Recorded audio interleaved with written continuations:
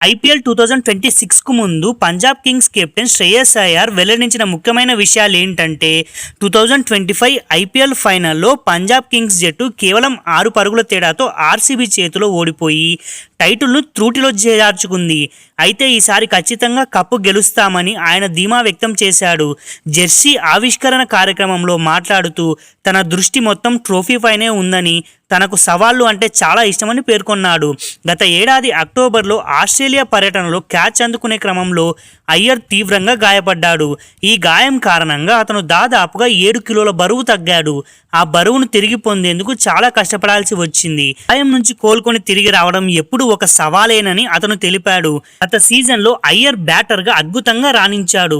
అతను దాదాపుగా 50.33 సగటుతో మరియు 175.07 స్ట్రైక్ రేటుతో మొత్తం 604 పరుగులు చేశాడు. ముఖ్యంగా క్వాలిఫైయర్ 2లో ముంబై ఇండియన్స్పై అతను ఆడిన 87 పరుగుల ఇన్నింగ్స్ అభిమానులకు చిరస్మరణీయంగా నిలిచింది. ఐపీఎల్ 2026లో పంజాబ్ కింగ్స్ తన మొదటి మ్యాచ్ను మార్చి 31న గుజరాత్ టైటాన్స్తో ఆడనుంది. మ్యాచ్కి న్యూ చండీగఢ్ ఆతిథ్యం ఇవ్వనుంది.